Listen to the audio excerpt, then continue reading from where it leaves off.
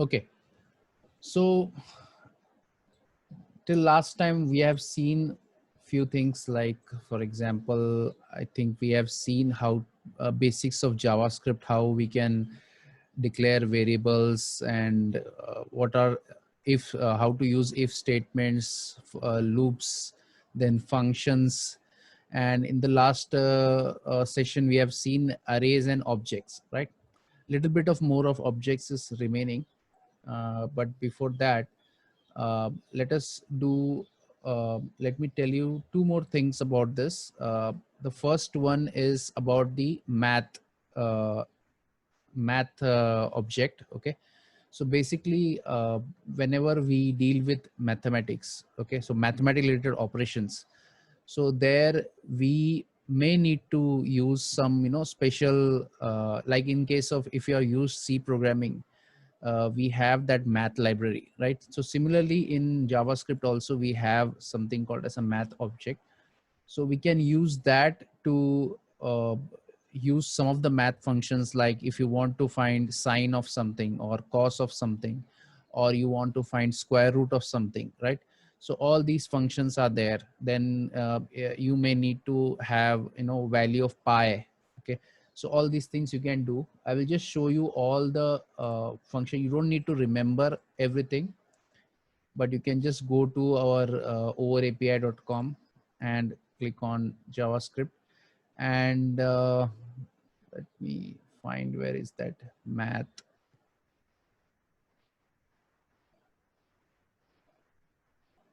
Yes, here. Okay, so these are all the math methods that are there. Okay, so you can see what are the various values that you can have as constants. Like for example, if you need to calculate the area of a circle, right? So you can use this uh, pi value to calculate that particular thing. Okay, then you can see all these functions that are available for you.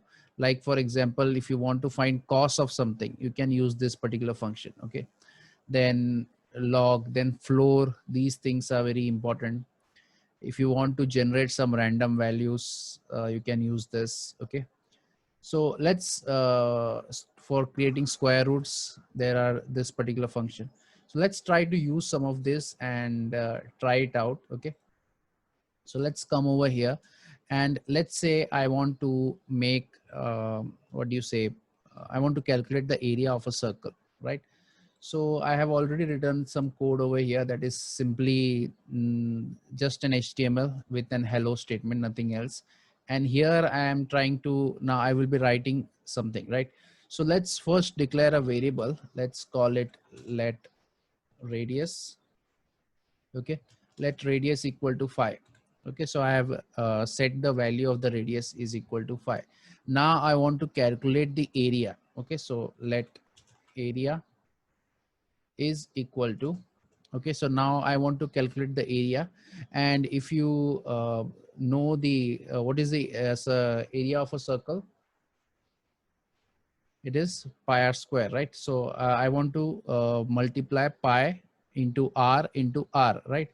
So let's first find out the value of pi. Okay, so obviously if you want to approximate, you can just approximate the value of pi, but since JavaScript provides you with this particular object, then you can easily use it. Okay, so let's see how to use that pi. Okay, so you just have to do math dot pi.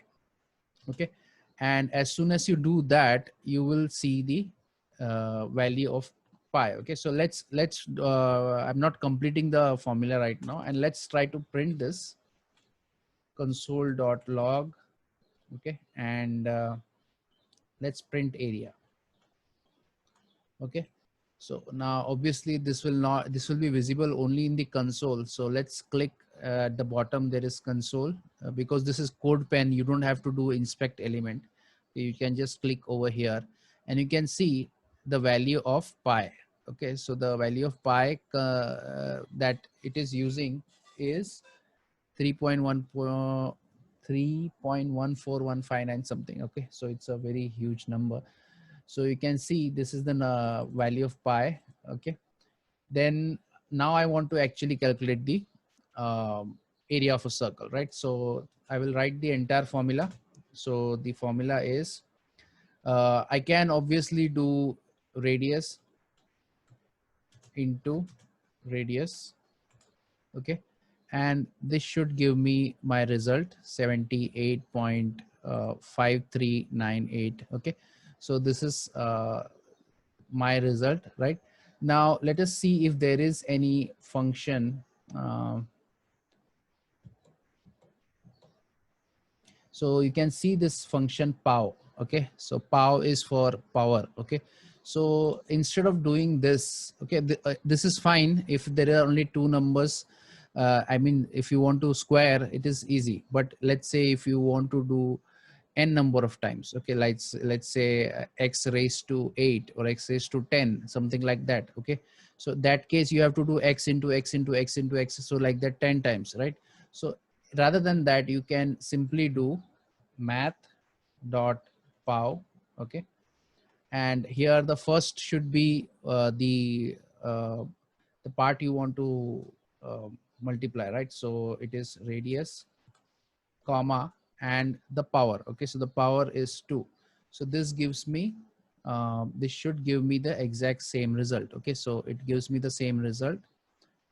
And you can see these are some of the functions you can use. Now you don't need to worry about all the functions, because you know it depends on application. Okay, so like for example, I want to round it. Okay, so I want to round this particular number.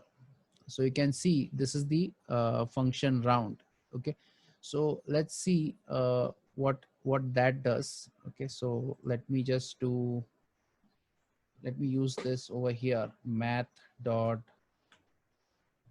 round. Okay,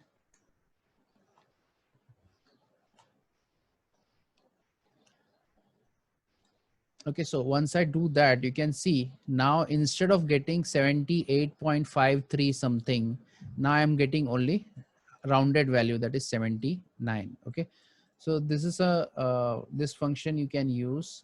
Another thing is there is right now it is trying to what do you say, round up. Okay, so if you want to, you know, uh, there is actually called as round down or round up. Okay, so basically seal or floor. So these types of functions will be there in almost all programming languages.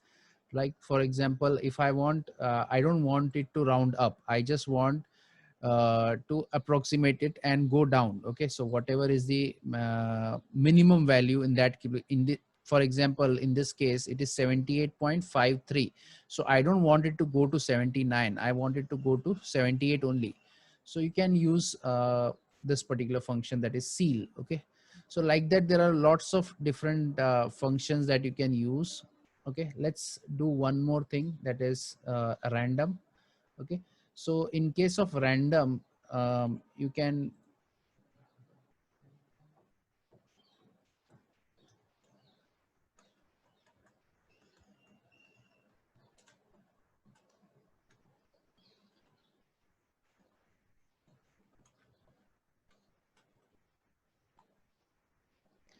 okay, so let me run this, and what you get is something like this. Okay, a value between 0 and 1. Okay, so this is what random gives you. Now it is your lookout how you want to scale this. Okay, so what number exactly you want. Okay, so let's suppose you want a number between 1 to or 0 to 100. Okay, so how will you get 0 to 100 number using this particular logic? Okay, can anybody tell me? Okay, so there are two questions. First is asked by Amin Ali. Sir, all the functions we have covered till now, it can be implemented in DOM as well. Yes. And the second is, sir, why are we printing everything on console? How can we connect them with our website? Very good. Okay, so actually the thing is, you can replace the contents on the website once you learn DOM. Okay, and DOM is the next topic. So that is what we are going to cover today. Okay, so once we learn DOM, then you can exactly target, instead of putting it inside console, we can change any element, okay, any data of any element. Let's say, for example, there was a paragraph over here and I want to show the result of the area over here. Okay, so that I can do with the help of DOM. But for that, you have to understand DOM first. Okay, so for the time being, we are just printing it on the console, so that because we have not yet covered DOM yet. Okay, so today we will cover DOM. Okay, so any idea? Yeah, exactly, Rehan Ali. Just multiply it by 100, and you should just by multiplying it by 100, I don't think you will get the exact result. Okay, but it will be in points, right? So now you can see it is 0. What do you say, 7 uh, 9 something, right? So it is because you got a value of 0.7, right? So you multiplied it by 100, right? So what did you get? Sorry, this time you got a different result, and I think I should print both of them together, otherwise we cannot understand what exactly is the answer. Okay, so let's take let.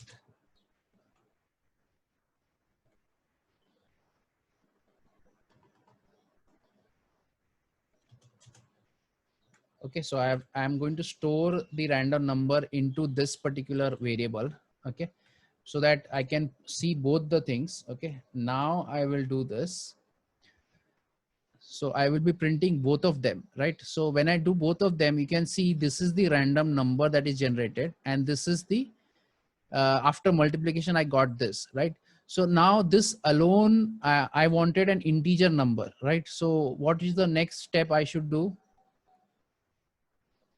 Yes, exactly. I just have to round it. Okay, either round it or seal it. Okay, so I can round it because it doesn't make any difference.